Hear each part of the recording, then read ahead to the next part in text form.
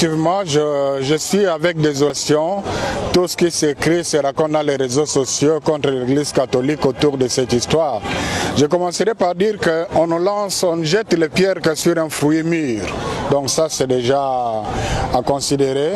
Mais j'aimerais me résumer à rassurer aux fidèles catholiques et aux hommes de bonne volonté autour de tout cela. J'ai retenu trois choses.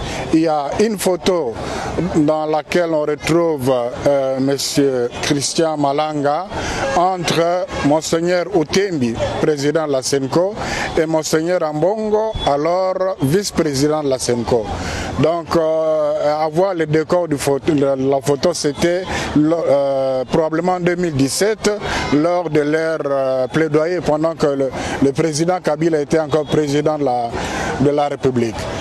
Et soyez rassurés, ni avant la photo, ni après la photo, personne de ces deux évêques n'a eu un contact personnel avec M. Christian Malanga. Deux, il y a des gens de mauvaise foi qui présentent le chargé d'affaires de l'Annonciature, Monseigneur Andri, qui avait accompagné son éminence le cardinal Ambongo auprès du chef de l'État, avec un des assaillants, un de peau blanche qui a été dans le groupe de ceux qui ont attaqué l'honorable Vital Kamerhe et le palais du plèbe. Il s'agit de deux personnes différentes. D'ailleurs, au moment où s'est passé ces événements à Kinshasa, Monseigneur Andri, qui avait accompagné son éminence le cardinal chez le président, était avec moi à Kananga.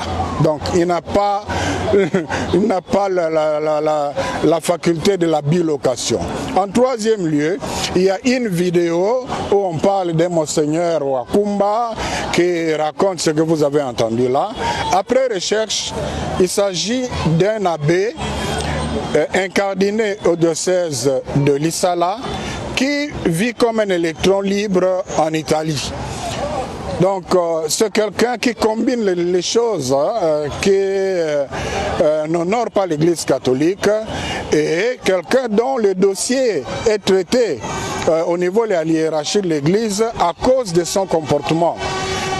Et personne, ni son évêque, ni le prêtre de son diocèse, ni les gens, personne ne sait comment il a eu le titre de Monseigneur. Dans l'église catholique, ce n'est pas comme dans d'autres églises où on se réveille le matin, on se donne le titre de bishop ou archibishop. Ça ne se passe pas comme ça.